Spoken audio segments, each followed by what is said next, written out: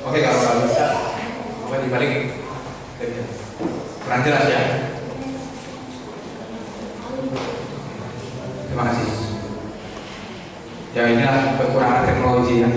Kadang-kadang membantu.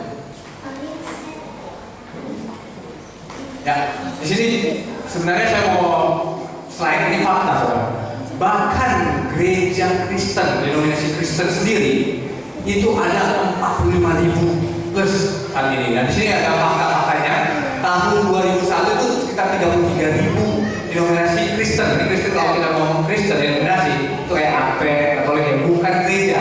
Tapi denominasi Kristen itu ada 4. Tahun 2001 itu 33.000. Tahun 2011-12 itu melonjak menjadi 40.000 dan saat ini kalau saya lihat ada sekitar 45.000 saudara gereja. Yang menjadi pertanyaan saudara, bagaimana kita bisa tahu dari 45 gereja denominasi Kristen ini yang benar, gereja yang benar? Karena kita pelajari Yesus hanya mempunyai satu apa? Tubuh. Kalau Yesus tubuhnya banyak itu bukan anak manusia, dia monster saudara. Makanya kalau saudara baca belajar Wahyu, naga itu dilakukan apa? Kepalanya berapa? Kepalanya 10 ya, ada 10. Karena apa? Memang agen-agen setan itu banyak, tapi Tuhan hanya punya satu agen saudara. Kita akan belajar agen seperti apa. Nah di sini alasan-alasan kenapa orang beli gereja. Karena saya tanya orang ke gereja, kadang-kadang dikatakan ini karena ya saya di gereja ini karena ya orang tua saya di sini, jadi turunan saudara. Karena orang tua, ada yang mengatakan ya karena teman-teman, banyak teman-teman saya kayak mereka ke gereja di suatu gereja. Bahkan ada yang mengatakan wah pembicaranya pak karismatik luar biasa. Kalau saya tahu sekarang yang pembicara yang luar biasa kan karismatik dia pernah ketok ya. Situ baru ada yang bilang wah bangunannya, nah, saudara itu juga bangunan yang indah. Makanya saya senang bergereja karena wah megah. Dan ada yang mengatakan juga gereja itu sebagai apa? Sosialnya saya kehidupan sosialnya. Nah, apakah kita memilih gereja berdasarkan alasan-alasan saudara? Tidak, kita harus mengidentifikasi kenapa kita bekerja, khususnya kita ya gereja masyarakat setuju. Apa sih dasarnya? Apa kriterianya berdasarkan Alkitab klasifikasinya sehingga saudara dan saya sekarang berbakti pada sahabat ini gereja. Baik, pertanyaan saya kepada saudara. Sejak kapan pada mulanya Tuhan memiliki gereja dan di mana? Mungkin ada bisa bantu. Sejak kapan Tuhan memiliki gereja? Mungkin ada bisa bantu saya. Zaman? Rasul-rasul. Oke, ada yang lain. Benarkah Tuhan memiliki gereja sejak zaman rasul-rasul saya? Adam dan Hawa. Oke, ada yang lain? Oke. Kapan saudara? Mula-mula Tuhan memiliki gereja dan di mana saudara? Di mana? Jadi ada kutipannya White, the Acts of the Apostles kisah para rasul ya. Dikatakan Tuhan membawa saksi-saksi di dalam perjanjian hubungan dengan dunia, menyatukan gereja di bumi dengan gereja di surga. Jadi berarti gereja bermula di mana? Surga. Kita akan buktikan apakah benar gereja bermula dari surga dan siapa anggotanya, siapa jemaatnya. Kita akan pelajari di tangan kita. Kita buktikan kutipannya nyawa ini karena ya kita percaya nyawa Nabi Tuhan dan kita akan buktikan dengan kita.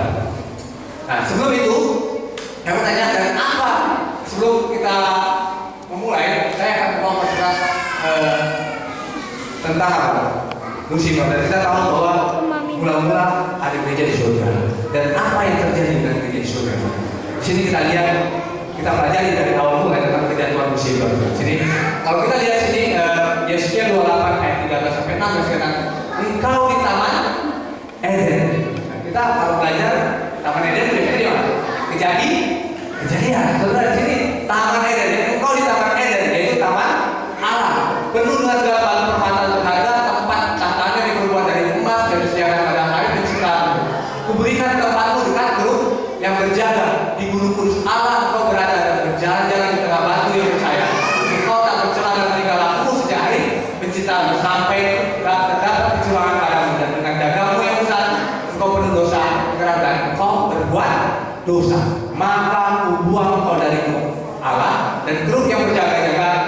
membinasakan di tengah-tengah. Saudara, kenapa Tuhan katakan engkau Lucifer ini sekarang buat tentang Lucifer di tangan Eden? Saudara, kalau saudara pelajari dalam apa artinya Eden? Kalau kita pikir tangan Eden itu di bumi, saudara sebenarnya Eden itu melambangkan apa? Kalau kita lihat kata aslinya itu melambangkan peaceful. Kalau kayak Firdaus, damai. Artinya surga itu suasana apa? Damai, harmonis dengan pemerintahan Tuhan, semuanya betul kasih kepada Tuhan tinggi, bahkan kasih sesama mereka gitu ya. Nah, cuma ada satu orang yang tadinya kondisi surga damai membuat kekacauan, dia membuat pemberontakan. Itu namanya Lucifer. Makanya kita engkau berbuat dosa. Karena Lucifer buat dosa apa? Dosa apa? Kenapa dikatakan Lucifer berbuat dosa? Karena ingin membuat tahtanya sama dengan tahta. Ya, ingin atas suara. Tapi kita harus jelas dulu. Sebenarnya definisi dosa dan kata kita apa? Satu yang tiga ya. 4. Dosa adalah karena dia berdosa, dia melanggar tentang Tuhan. Karena kita akan pelajari kita yang mana. Nanti kita pelajari. Ya, di sini kalau kita lihat, kalau kita bicara tentang Lucifer ini pekerjaannya apa sih, saudara? Kita kata tadi serum yang berjaga-jaga. Kalau bahasa Inggrisnya itu covering cerah. Jadi kalau saudara baca Keluaran 25 itu jelas Tuhan menunjukkan, memberikan apa? Dikata bukan Ka'bah ya, baik suci Allah di padang gurun pada saat bangsa Israel keluar dari Mesir, dan Tuhan ditunjuk pada Musa, dipilihnya maha suci untuk buat perabotan apa? Perabotan? Apa namanya itu? Ark of Covenant, tabut perjanjian, dan di atasnya buat apa? Tutup berdamai, kalau saya ingat Mercy Seat, dan di atas Mercy Seat itu ada covering cerah atau grup yang berjaga-jaga. Dan saudara, kalau saudara baca, pada saat Tuhan mau berbicara dengan Musa, di sini kemudian muncul Shekinah itu menunjukkan kehadiran Tuhan. Saudara, pertanyaan saya, kalau Lucifer posisinya sangat dekat dengan tangan Tuhan, saudara. Sangat dekat, covering cerah. Apa pekerjaan Lucifer di surga? Covering, kalau covering itu apa? Melindung. Saudara, pekerjaan Lucifer di surga penjaga hukum-hukum Tuhan. Makanya saudara, di sini saudara Mercy Seat. Ini Mercy Seat, ini di dalamnya ada hukum Tuhan. Jadi kalau ini hukum Tuhan, ini Mercy Seat, dan itu cahaya kemuliaan Tuhan kalau hadir, apa yang dilambangkan dengan Mercy Seat, saudara? Secara tidak langsung, Mercy Seat melambangkan tahta Tuhan. Makanya saudara, dasar pemerintahan Tuhan adalah apa? Hukum-hukumnya. Saudara bayangkan pemerintah tanpa hukum apa yang terjadi? Dosi, kacau balau. Makanya ini hukum kasih, saudara. Kasih pada Tuhan, kasih apa? Manusia. Dan Lucifer yang tadinya diberi tugas untuk menjaga, sebagai penjaga hukum Tuhan, dia melanggar hukum yang harus dijaga. Istilah makanya terjadi kejatuhan. Bagaimana dia jatuh? Tadi ibu mengatakannya di sini kan, engkau yang tadi berkata dalam hatimu, kita baca Yesaya 14 ayat 12 dan 14 ya.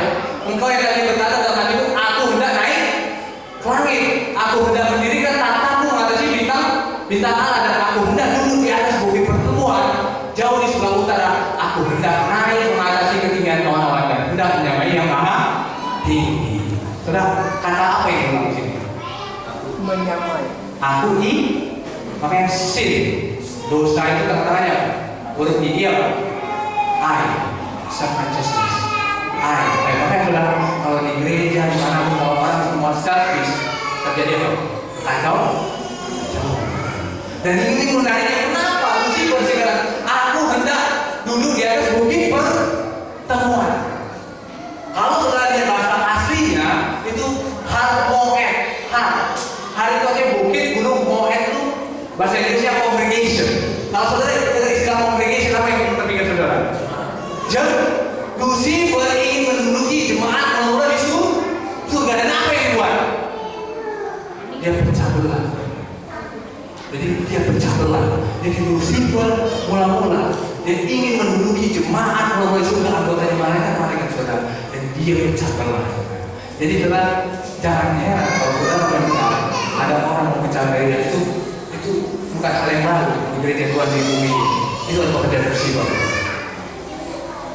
Makanya dikatakan sini, Wahyu 12 ayat 8, maka timbullah peperangan di surga. Mikael dan malaikat berperang melawan naga itu, dan naga itu dibantu oleh malaikat, tetapi mereka tidak dapat berperang. Mereka tidak dapat apa lagi di surga. Saudara, kalau orang membuat kacauan secara terus terang, akhirnya siapa? Diusir, saudara. Lucifer kenapa nggak dibiarkan di surga? Diusir, saudara. Diusir kalau dia sudah secara terang-terangan melawan. Kalau kita baca Al-Quran, Yesus menolak dengan otoritas dan dia mau melawan Tuhan. Di sini akhirnya dia diusir dari surga. Makanya Wahyu 12 kan naga itu bilang bulan tua atau setan. Nah, di sini kita lihat. Makanya Wahyu 12 ayat 4 kita dan ekornya meneret seperti bintang-bintang di langit. Makanya saudara, kalau kita lihat saudara sini, kalau kita lihat di Yohanes 8 ayat 4, iblislah yang menjadi bapakmu, kamu ingin melakukan keinginan bapakmu. Dia adalah pembunuh manusia sejak semulanya. Kalau bahasa Injil versionnya lebih tepat, he was a murderer from the beginning. Gak ada tambahan pembunuh manusia. Kenapa Lucifer disebut pembunuh dari mulanya? Emang dia membunuh siapa? Siapa yang membunuh? He was a murderer from the beginning. Mula-mulanya dia membunuh pembunuh. Pertanyaan saudara, siapa yang membunuh? Hah? Sorry, siapa? Habel dibunuh oleh Kain. Oleh Kain? Abel. Oh, Abel emang yang bunuh Lucifer? Dibunuh oleh Kain. Kain kan? Oleh pengaruhan dari. Pada saat Lucifer mengadakan pemberontakan, bumi sudah ada belum? Belum. Kalau kita mulanya dia membunuh, siapa yang dibunuh? Ingat kita belajar Rasul Paulus. Pada saat Rasul Paulus mengalami orang Kristen, apa jawab Yesus? Rasul Paulus, kenapa engkau menganiaya aku? Aneh saudara, emang Yesus ya? Siapa yang kita ada? Siapa yang Lucifer bunuh? Saudara ingat pada saat Salomo ada dua ibu mengaku satu anak kan? Kata Salomo apa? Wah, mengaku kan ini anakku, yang perempuan satu mengatakan ini anakku, apa kata? Lebih baik aku bunuh, akhirnya aku belah dua. Tapi kata perempuan yang satu, karena tahu dia terlalu mati, kita apa? Jangan bunuh anak itu, berikan kepada perempuan. Saudara, Lucifer kenapa membunuh? Karena dia memecah belah tubuh Kristus. Pulang di mana? Di surga, saudara. Makanya seperti apa? Makanya di mana Kolose 1 ayat 12, Kristus ialah kepala, yaitu kepala tubuh yaitu jemaat. Kisah sebenarnya kalau kita satu Korintus 11 terpaut dalam satu roh, kita semua baik orang Yahudi maupun orang Yunani, baik Buddha maupun orang mereka telah dibantu menjadi satu tubuh, saudara. Dan kita semua diberi minum satu air. Oh, jadi saudara, Yesus memiliki satu tubuh, itu gereja. Dan orang yang memecah belah tubuh Kristus, dia sama dengan Lucifer, memecah belah tubuh Kristus, memecah belah gereja. Oke? Dan kita lihat bahwa Lucifer membuat kekacauan di surga, dia pecah belah tubuh Kristus. Dan hal yang sama, dia memecah belah tubuh Kristus di bumi. Saudara, peperangan itu nggak nyampe di surga. Bumi, walaupun ada dosa, Tuhan tetap meneruskan rencana penebusan itu. Ada yang kasih Tuhan. Makanya di sini Adam dan Hawa diciptakan. Dan pada saat Adam dan Hawa diciptakan, dikasih satu apa? Perintah. Perintahnya dikatakan semua pohon dalam taman ini boleh memakan buahnya dengan bebas, tetapi pohon pengetahuan tentang baik dan yang jahat itu jangan kau makan buahnya, sebab pada hari kau makannya pastilah kau mati. Tapi kata Lucifer apa? Kita baca, ini kan dengan Kejadian 3 ayat 5. Kita kata sini, tetapi Allah, di Lucifer menunggu juga. Tetapi Allah mengetahui bahwa pada waktu kamu makan yang mana, kamu akan terbuka dan kamu akan menjadi seperti Allah dan tahu tentang baik dan jahat. Lucifer membujuk bahwa kalau kau makan buah itu kau akan mati, malah kau akan jadi seperti Allah. Saudara, itulah bujukan Lucifer. Dia menggoda malaikat-malaikat di surga untuk melanggar hukum Tuhan. Dan hal yang sama dia lakukan pada Adam dan Hawa, membujuk supaya melanggar hukum Tuhan. Karena Tuhan sudah perintah, jangan makan. Tapi apa? Akhirnya Adam dan Hawa makan. Kenapa? Banyak orang mengatakan hukum itu legal. kita mengasihi Tuhan adalah apa? Kita menuruti perintahnya, kasihnya, saudara. Kasih. Dan saudara, pada saat itu memang Lucifer ada dan Hawa jatuh. Tapi sebelumnya saya mau ada menarik. Saya mau bahas. Jadi kalau saudara baca Kejadian 2 ayat 25, mungkin ada bisa bantu baca. Kejadian 2 ayat 25. Kejadian 2 ayat 25. Mereka keduanya telanjang, manusia dan istrinya itu, tetapi mereka tidak merasa malu. Ingat kan? Mereka berdua telanjang, tapi mereka tidak. Kita baca Kejadian 3 ayat 7 dan 10. Mungkin ada bisa baca. Maka terbukalah mata mereka berdua dan mereka tahu bahwa mereka telanjang. Lalu mereka menyemat daun pohon ara dan berbuat cawat. Ayat 10. Dia menjawab, ketika aku mendengar bahwa engkau ada dalam taman ini, aku menjadi takut karena aku telanjang. Sebab itu aku bersembunyi. Saudara, di Kejadian 2 itu dikatakan ada dan apa? Telanjang. Di Kejadian 3 itu dikatakan dua telanjang.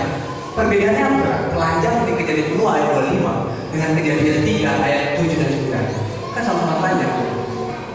Perbedaannya telanjang apa? Apa? Hah? Apa yang jadi malu? Saudara, ingat nggak kalau ke Papua orang pakai koteka kan? Allah hilang. Hah? Pakaian kemuliaan Allah hilang daripada mereka. Pakaian kemuliaan Allah. Itu artinya pelanggan yang tadi pakaian. Jadi telanjang yang dimaksud di Kejadian 2 ayat 5 itu telanjang dari perspektif pakaian manusia. Makanya ada dan Hawa melihat Musa pada saat menulis ada dan Hawa sebelum dia melanggar Tuhan, dia apa? Telanjang, tapi dia tidak malu karena apa? Ditutupi kepakaian kemudian Tuhan. Tapi pada saat mereka makan itu mereka hilang pakai kemuliaan Tuhan. Waktu mereka udah ditutupin kan? Jangan mereka masih merasa malu karena malu itu apa? Pelanggaran hukum dosa, kemaluan dosa, hilang kemuliaan Tuhan. Makanya kalau orang di Papua mereka pakai kotekanya udah malu kan? Ada yang awal tutupnya malu, saudara. Artinya kemaluan bukan masalah ini bukan pakai fisik tapi pakaian apa? Itu kemuliaan. Jadi pada saat ada dan Hawa melanggar, mereka berdosa, mereka telanjang, saudara. Tapi Tuhan memberikan janji kasih karunia kepada manusia karena mereka berdosa, karena tertipu. Makanya Tuhan berikan kesempatan kedua kali. Beda dengan berdosanya Lucifer. Lucifer berdosa di dalam kemuliaan kebenaran dan ketahuan sangat besar karena salah dan dia melanggar. Makanya kalau baca Ibrani 10 ayat 2 bahwa barang siapa tahu benar dia berbuat dosa lagi tidak ada dah. Tapi ada dalam Hawa diberi kesempatan karena mereka tertipu. Makanya Tuhan tulis Kejadian 3 itu aku akan mengadakan apa? Permusuhan antara engkau dan perempuan ini, antara keturunanmu dan keturunannya. Keturunannya akan menemukan kepalamu dan engkau akan menemukan tumitnya. Saudara, kita akan pelajari saudara sini. Kalau kita lihat di sini ada 4 hal yang penting. Pertama, aku akan mengadakan permusuhan antara Lucifer, yaitu bulan itu kan Lucifer, dan perempuan ini, dan keturunan Lucifer Lucifer dan keturunannya, dan keturunannya akan menemukan kepalamu dan engkau akan menemukan. Kalau kita lihat di sini ada satu, adalah permusuhan. Saya bingung, saudara. Adam dan Hawa pada saat dia jatuh dalam dosa, seharusnya dia selaras dengan iblis kan? Tapi kenapa Tuhan janjikan, aku akan mengadakan permusuhan keturunan. Nah, apa yang dimaksud dengan permusuhan? Apa sih permusuhan dengan Tuhan? Apa kira-kira? Permusuhan dengan Tuhan apa? Permusuhan dengan setan itu apa? Kalau permusuhan dengan Tuhan melanggar perintah Tuhan. Dosa. Tuhan janjikan di sini, aku akan memiliki keturunan orang yang menuruti perintah Tuhan. Makanya nanti kita bandingkan dengan Wahyu 17, Wahyu 12-17. Minta Tuhan, kenapa? Pada saat kita selaras dengan Tuhan, kita berteman dengan Tuhan. Kita berusaha dengan Lucifer. Tapi pada saat kita mengikuti jalan Lucifer, kita melanggar perintah Tuhan, kita berusaha dengan apa? Yesus Tuhan. Dan di sini dikatakan seolah-olah kalau kita lihat ayat ini seolah Lucifer dan ada dalam awal, lalu keturunan Lucifer, keturunan awal. Tapi kalau sebenarnya perkataan itu itu. Kalau kita lihat sini, keturunanmu, keturunannya, keturunan perempuan ini akan menemukan kepalamu, setan kan? Dan engkau, setan akan menemukan Jadi pertentangan ini sebenarnya antara keturunan ini melawan setan, bukan keturunan setan, tapi setan punya akhir. Nah kita kalau lihat siapa keturunannya di sini? Siapa? Yesus. Lagi kita buktikan. Siapa keturunannya? Nah tapi setelah sebelum itu saya menjelaskan di sini, setelah pada saat Adam dan Hawa jatuh dalam dosa, Tuhan membuat mereka pakaian dari kulit binatang. Tuhan katakan pada saat kau makan yang pasti kau ada nama mati kan? Nah, jadi siapa yang benar? Setan bilang kalau kau makan tidak mati. Tuhan bilang pada saat kau makan yang pasti kau mati nggak ada nama. Jadi yang benar siapa? Saudara, ada dan Hawa harusnya mati, tapi di sini saudara ada pengganti. Siapa yang mati? Domba yang melakukan siapa? Yesus. Sini makanya dan Tuhan membuat pakaian dari kulit binatang untuk manusia dan untuk istrinya itu lalu mengenakan kepalanya. Saudara lihat King James Version dia apa? He make coats of skins. Kalau kita tahu skins itu tunggal atau jamak? Jamaknya berapa domba yang mati? Lebih dari satu kan? Saudara kalau mau ambil kulit domba apakah bisa dikulit juga juga? Pasti apa? Potong. Itulah melambangkan kematian Yesus. Yang apa? Makanya Yesus pada saat ada dosa, Yesus berkata, aku akan menggantungkan mereka. Makanya kesempatan buat manusia itu apa? Perjalanan. Makanya make coat of skin dan siapa yang pakaian? Tuhan sendiri saudara. Makanya janji Kejadian 3 ayat 15 bisa digenapi setelah Adam dan Hawa harus dipulihkan dalam badan. Semula karena tadi dia telah raja lalu dosa itu ditutupi dengan kemuliaan Tuhan sehingga janji Kejadian 3 ayat 15 itu bisa digenapi. Oke? Nah di sini kita coba bandingkan. Nah, apa? Kalau kita lihat juga, kita coba bandingkan Kejadian 3 ayat 5 dan Wahyu 12 ayat 17 sangat beda. Jadi dan kalau saya ada MDT marah, dragon war marah apa? Jadi naga itu marah. Pun aku akan ada permusuhan antara perempuan, ya. Sini juga ada perempuan. Buat dengan remnant of Hersin. Kita baca terang. Kita nanti bisa baca Wahyu 12 ayat 17. Ayat ini kita. Ada bisa bantu? Maka marahlah naga itu kepada perempuan itu, lalu pergi memerangi keturunannya yang lain, yang menuruti hukum-hukum Allah dan memiliki kesaksian Yesus. Oke. Di sini kalau kita lihat sudah woman ada, God marah, MDT suara, perempuan ada. Apa yang membedakan Kejadian 3 ayat 15 dan Wahyu 12 ayat 17? Kalau sudah baca apa yang membedakan? Tadi kata pendeta Siregar, Hersin ini siapa? Yesus. Tanya saya, Hersin ini siapa?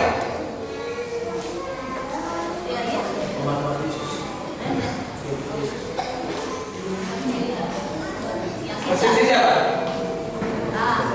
Sama saudara, Hersin sama Hersin ini sama. Tapi yang membedakan Kejadian 3 ayat 15 dan Wahyu tidak ada itu.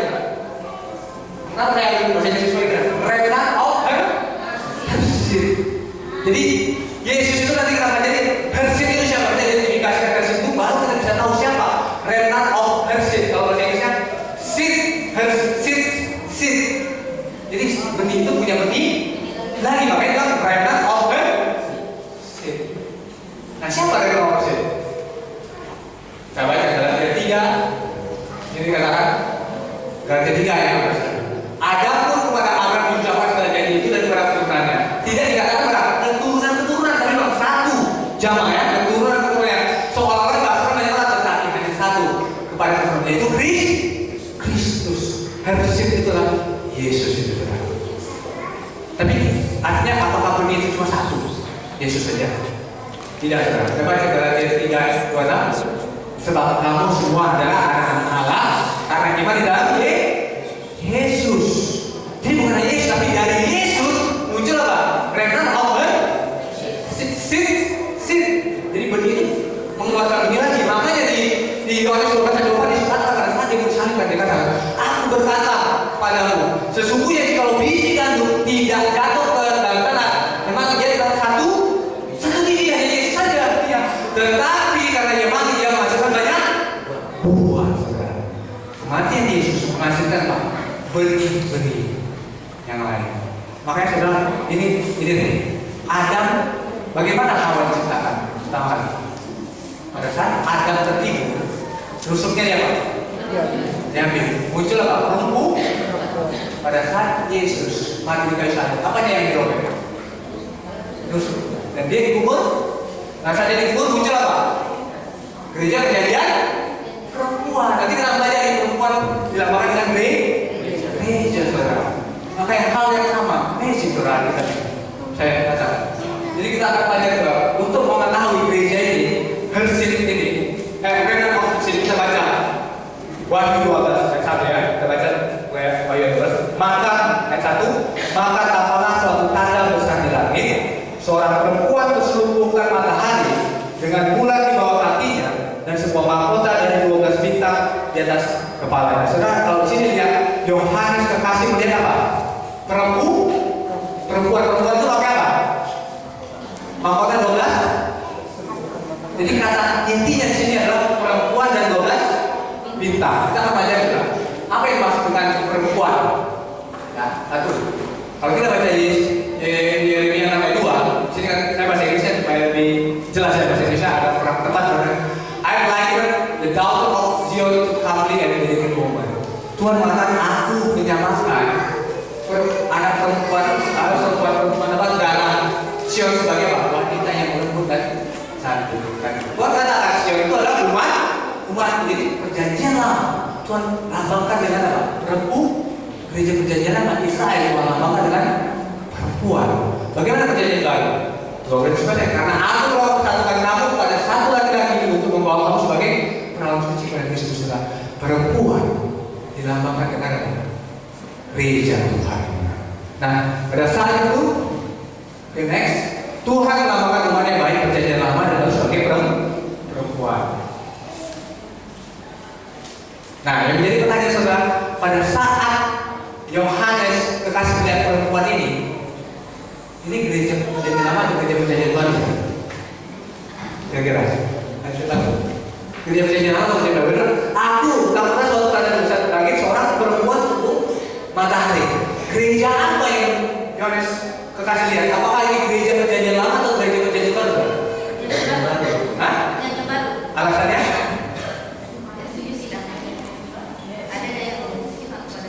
Kita baca ayat 1 sampai 3 ya, coba dibaca. Dan ia sedang apa? Mengandung dalam ayat 2 ya.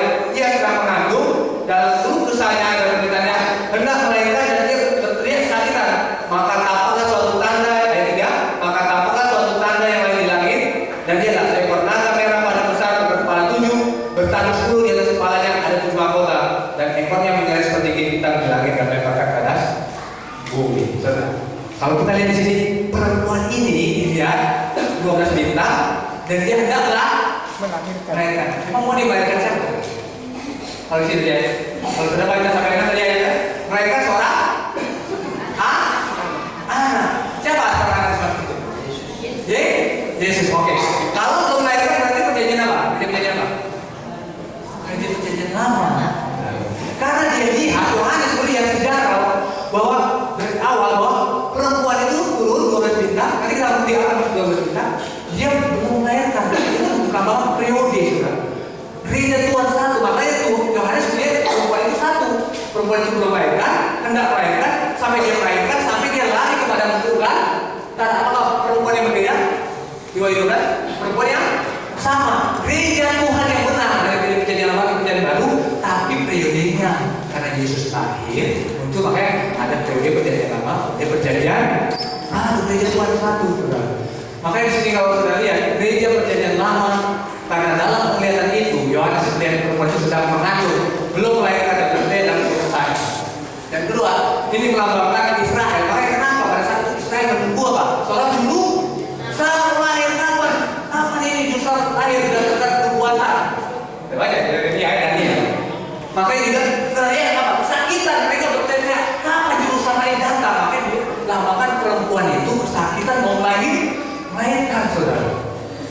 mereka merindukan juru selamat karena mereka masih dijajah roh.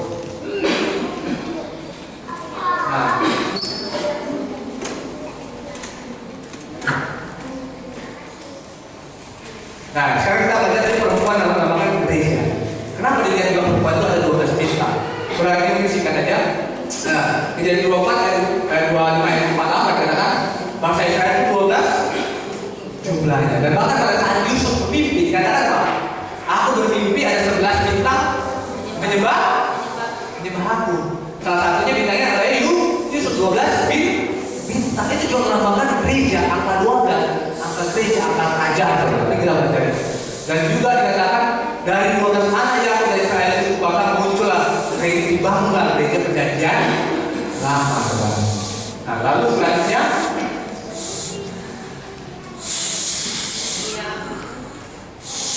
perempuan dan 12 itu melakukan gereja perjanjian baru. Kita buktikan sih, saudara. Makanya pada saat apa sebab itu yang kita lihat Yesus memberi 12 murid sebagai dasar pembangunan gereja perjanjian baru, saudara. Jadi satu gereja yang berbeda.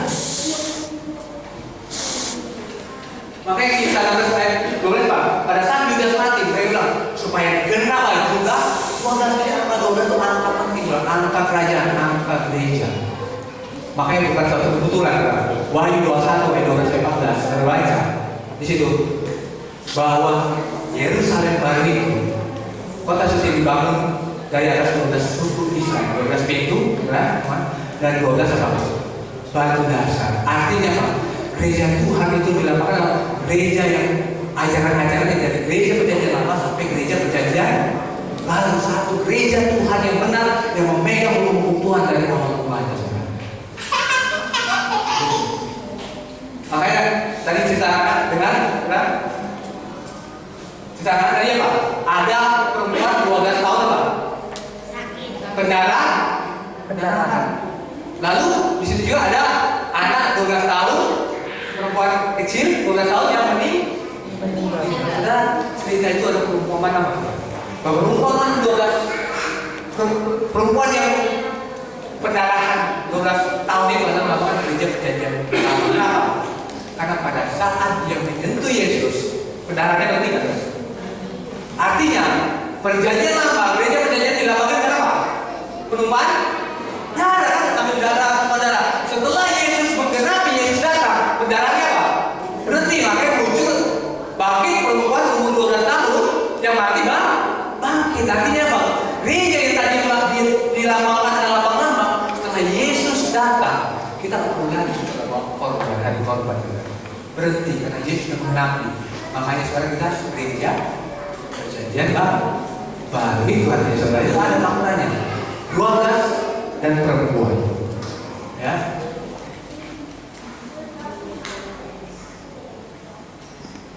Jadi kalau saya mau sampaikan sekarang satu gereja, jadi perempuan memakai mahkota 12 bintang di bawah 12 ini melakukan satu gereja Tuhan yang benar di bumi di masa perjanjian lama dan perjanjian baru. Dan bukan berarti ada dua gereja, tetapi menuju satu gereja Tuhan pada masa periode perjanjian lama dan perjanjian baru pada saat Yesus. Baik, dengan kata lain Tuhan yang memiliki satu gereja yang benar sepanjang sejarah dari zaman Adam dan Hawa sampai akhir zaman. Nah, itu saudara, di sini kita lihat. Nah, saya mau bahas tentang anak, kita tahu anak itu Yesus ya. Tapi yang menariknya adalah kalau baca Wahyu 12 itu di situ kan pada saat perempuan itu melahirkan ada naga mau membunuh apa? Anak itu mau memakan apa? Anak itu naga itu siapa yang maksud naga itu? Ini sekilas saja naga ini gampang apa? Saya tahu ya. Tapi apakah Lucifer secara fisikal dia mau makan Yesus? Tidak. Dia punya agennya. Siapa agennya? Herodes pada masa pemerintahan apa? Roma. Sudah baca Daniel 7 mayoritas Roma melambangkan apa? Benih. Agen setan. Makanya pada itu kalau Yohanes menceritakan anak umur 2 tahun itu yang dilihat Yohanes bahwa naga itu benar memakan apa? Yesus. Memang akhirnya Yesus mati di tapi pada saat kecil dia tidak mati. Jadi saudara, di sini kita lihat naga itu kalau kita lihat di laut melambangkan apa? dilambangkan dengan naga. Jadi Wahyu 12 melambangkan aktor di balik siapa sebenarnya yang bekerja. Kalau sudah baca Wahyu 13 dan 12 itu sama, cuma yang Wahyu 13 melalui agennya, tapi aktor di balik itu adalah Wahyu 12 jelas itu semua pekerjaan di situ.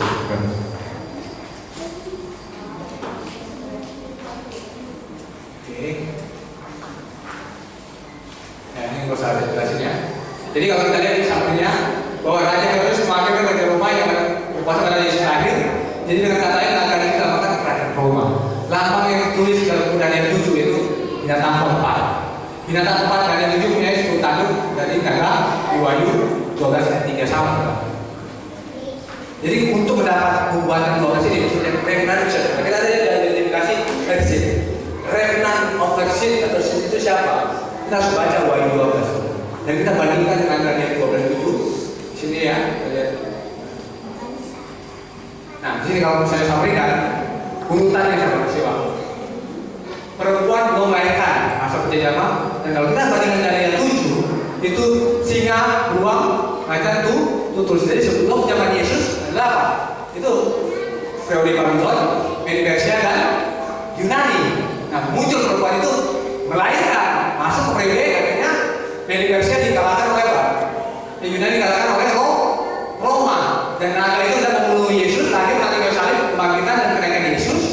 Setelah itu muncul 10 tanduk dan maksudnya kalau lihat urutannya sama kan? Makanya terjadi divisi di antara 10 tanduk itu muncullah Roma kepausan. Pakai 1 tanduk. Dan setelah itu Roma kepausan itulah masa kegelapan 1260 tahun. Makanya perempuan itu lari kepada guru di daerah 260 tahun. Makanya di sini kan tanduk kecil itu penganiayaan umat Tuhan 1 masa, 2 masa dan setengah masa, 3,5 masa. Tadi 1 masa 1 tahun, 360 kali 3,5 sama 1260 tahun. Jadi itu sekuennya saudara. Dari gereja perjanjian lama Yesus lahir, makanya perempuan lari ke pada guru. Nanti kita identifikasi saudara. Siapa perempuan di padang gurun itu? Nah di sini ya, sama sebenarnya. Nah di sini. Tidak perlu. Jadi kalau kita lihat saudara, masa 1200 tahun saya kalau bahas ini pembuatan panjang, masa kegelapan di mana umat-umat Tuhan yang dianiaya saudara. Itu 1260 sampai 1798. Dan setelah penganiayaan itu, makanya dikatakan kita baca ya Wahyu 12 ayat 15 dan 16 saudara. Kita baca. Lalu ular itu menyemburkan dari mulutnya air sebesar sungai ke arah perempuan itu supaya dia dihanyutkan sungai. Tetapi bumi dan apa? Menolong perempuan itu dan membuka mulutnya dan menelan sungai yang disemburkan naga itu dari mulutnya. Ayat 17. Maka marahlah naga itu kepada perempuan itu, lari memerangi keturunan yang lain dan yang menuruti hukum-hukum Allah dan memiliki kesaksi. Dan Yesus pakai saudara, jangan kegelapan saudara, umat orang-orang Kristen mula-mula, rasul-rasul Tuhan, mereka mengalami penganiayaan sampai 1798. Dan tapi puji Tuhan, ada yang menyelamatkan mereka apa? Dikatakan bumi itu melambangkan apa? Amerika. Dan pada saat bumi menyelamatkan perempuan itu menyelamatkan Amerika, apakah naga itu diam-diam di sana? Tidak, maka marahlah naga itu kepada perempuan itu dan menganiaya apa? Dan mereka keturunan yang lain dan nanti hukum Allah dan memiliki kesaksian Yesus. Kalau saudara baca Wahyu 12 ayat 17, itu penggenapannya di Wahyu 13 ayat 11 sampai 18. Naga itu tidak tinggal diam aja. Dia munculkan binatang dari bumi. Makanya kita baca Amerika muncul.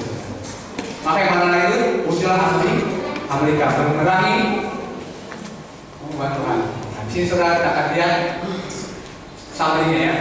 Summary dari peristiwa Wahyu 12. Periode gereja perjanjian lama, perempuan itu melahirkan. Setelah itu masuk ke periode naga itu memakan, yaitu Roma. Ya, kerajaan Roma yang baru. Yesus mati, bangkit, muncul 10 tanduk. Kerajaan Roma terpecah jadi 10 kerajaan. Lalu tanduk kecil itu berkuasa, itu masa kegelapan. Lalu bumi menolong perempuan itu benua Amerika. Berarti kuasa Roma kekuasaan itu pada makanya saudara, gereja akan muncul di mana? Di Amerika. Amerika. Tahun berapa dibentuk? Dari pergerakan 1844 ya, benar dibentuk tahun berapa mereka? 1860. Kuatan mengatakan mengenai gereja itu dan rekan Allah dari sini berdasarkan kekuatan. Dan kita lihat ciri-cirinya. Apa sih yang dimiliki ciri-ciri rekan Allah? Tadi ya saudara. Dia memiliki apa? Hukum-hukum, memelihara hukum-hukum Tuhan. Kalau saudara baca jadi dia memelihara hukum-hukum Tuhan. Tadi hukum-hukum Tuhan yang mana saudara? 10 hukum kita baca. Pada saat Matius 19 ayat 17, kita baca ya pertama. Matius 19. Yesus pun mengatakan hal yang sama, term yang sama. Matius 19 ayat 17 ya kita baca. Jawab Yesus, apa sebabnya engkau bertanya kepada aku tentang apa yang baik? Hanya satu yang baik, tetapi jika engkau ingin masuk ke dalam hidup, turuti apa? Supaya engkau hidup, turuti apa? Perintah Tuhan. Dan Yesus katakan di situ, oh, bagaimana itu? Perintah yang mana? Jangan berzina, jangan berzina. Term yang sama, Tuhan 10 hukum orang sama. Jadi salah satu ciri dari yang benar dalam hukum. Makanya kita hari Sabatnya di gereja, bagiannya 10 hukum juga. Dan yang kedua memiliki apa? Kesaksian. Apa itu kesaksian Yesus? Perempuan. Jadi gereja yang memelihara seluruh hukum Tuhan, bukan 9, seluruh hukum, dan memiliki apa? Kesaksian itu loh membuat nabinya yang menegur supaya umatnya berjalan pada jalan yang benar. Nah, jadi dari awal pertentangan itu saudara, tujuan Lucifer adalah untuk membuang hukum Tuhan. Makanya dia dikatakan dia berdosa. Karena apa? Dosa adalah satu yang ketiga yang berdosa adalah pelanggaran hukum Tuhan. Makanya Daniel 7 ayat 25, tanda dosa itu mau mengubah waktu dan hukum. Saudara, dia diberita sekarang Paulus mengatakan bahwa dia mendapat perintah Tuhan untuk mengubah hukum. Bahkan kita hormatilah ayah dan ibumu, karena sekarang di Amerika LGBT boleh ya, sama jenis tapi mau ditambah, bukan ayah ibu, itu orang tua yang juga sesama seks punya anak. Masih yang bis apa seksnya sama perempuan masih mau ditambah, bayar itu. Memang pergerakan sudah sangat kencang. Bahkan LGBT ya, sesama Pak, jenis boleh menikah. Karena prinsipnya Pak, yang penting kasih tapi melanggar hukum Tuhan. Karena Tuhan katakan penzina, pemurid masuk surga. Tidak. Itulah yang kedua. Tapi Tuhan memiliki umat sisa di zaman tentang setiap yang bersungguh Tuhan dan ini kesaksian Yesus. Jadi saudara kalau baca Wahyu 12, tidak setuju. Saya nggak bisa bahas panjang paralel. Penjelasan saya tentang akhir itu di Wahyu 13 tadi. Dan saya cuma sampaikan. Nah setelah pertentangan akhir itu masuk Wahyu 14, pekabaran 3 malaikat. Makanya kita dipanggil untuk mengabarkan pekabaran 3 malaikat. Saya nggak bisa membahas pekabaran 3 malaikat jelas, tapi harusnya takut akan Tuhan. Apa yang maksudnya takut akan Tuhan? Hah? Makanya pada saat Abraham pada saat dia mau menyembelih anaknya, baca Kejadian 22 ayat 12 kalau salah.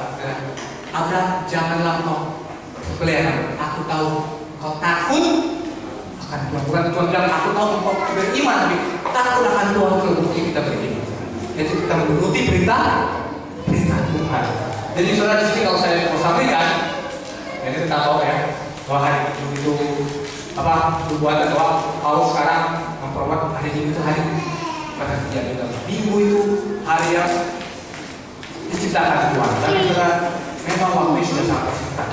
Tapi kita sampaikan ciri-ciri Tuhan pertama, gereja yang pengajaran yang harmoni dengan pengajaran dari nabi-nabi dan rasul Tuhan dari masa perjanjian lama sampai perjanjian baru.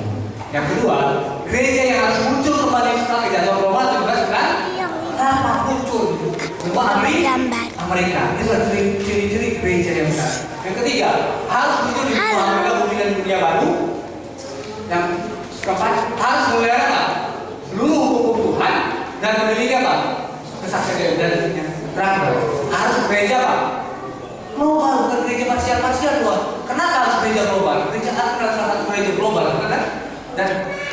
di awalnya siapa? Lucifer selalu membuat counterfeit. Sahabat yang benar, sahabat Pak. Nabi benar, nabi. Gereja yang benar, gereja yang palsu. Kenapa gereja kita harus berubah? Karena kita punya misi. Karena 3 malaikat bukan hanya di Indonesia, bukan hanya di Australia, harus serentak seluruh dunia. Kabarnya kita bayar apa aja, hanya gereja akanlah yang bisa memenuhi karakternya sudah. Jadi sudah, kalau ada orang mengatakan gereja sudah berubah, benar, apakah benar? Gereja sudah berubah. Orang salah mengerti definisi bagaimana itu salah. Bukan berarti orang yang berdosa di dalam Babylon karena murid-murid Yesus semuanya nggak pernah berbuat dosa. 12 suku Israel memang semuanya suci. Nanti kalau akhirnya mereka hidup bagaimana ini dilakukan baik suci yang apa kota suci itu dilakukan 12 batu, 12 pintu, 12 batu apa? Murid-murid Yesus. Jadi nggak mungkin gereja lain kalau pecah-pecahkan gereja. Bagaimana kabar 3 malaikat yang mau dikabarkan sebagai sebagian? Jadi pertanyaan terakhir, kamu nggak bisa menggambarkan gereja yang ada? Apapun saya menggambarkan gereja lalu saya keluar aja karena namanya dosa di sini. Apakah dosa menjadi dengan Babylon? Tidak sebenarnya. Yesus katakan, kita baca dari gereja mula-mula. Ayat 14. Orang-orang yang menggambarkan itu memberi mereka gratis. Pada hari itu jumlah mereka bertambah kira-kira 3.000 jiwa. Jadi mereka bergabung dengan gereja. Walaupun gereja itu tidak sempurna, masih ada mereka bergabung kata gereja mula-mula. Dan mereka bergabung sambil memuji Allah dan mereka sekali suara dan dia Tuhan menambahkan jumlah mereka. Kita perlu bergabung, bukan berpisah. Makanya Kolose 1 ayat 8 Yesus adalah kepala dari tubuh jemaat, ya, yaitu jemaat. Sebab itu dalam satu roh kita semua baik orang Yahudi orang Yunani, baik Buddha maupun orang Baptis menjadi satu tubuh saudara. Jadi jangan sekedar gereja di Babylon Selatan, bukan Babylon memang. Kita suang-suang. Pengkabarannya suang-suang buku apa? Keluar, bertobat saudara. Tapi kalau gereja itu Babylon, tampilannya apa? Baru keluar. Jadi saudara, kita sudah berada di gereja itu. Saudara jangan ikuti langkah Lucifer memecah belah tubuh Kristus. Saudara karena mengikut setan tubuh Kristus. Tapi kalau saudara rindu sayang kepada gereja ini, ikutilah langkah nabi-nabi kita Yeremia. Mereka bertobat supaya pekabaran kita mereka bisa kita hidupkan dalam kehidupan kita. Biarlah kita tetap bertahan dalam gereja yang benar dan yang penting kita hidupkan kebenaran itu. Tuhan berkati. Amin.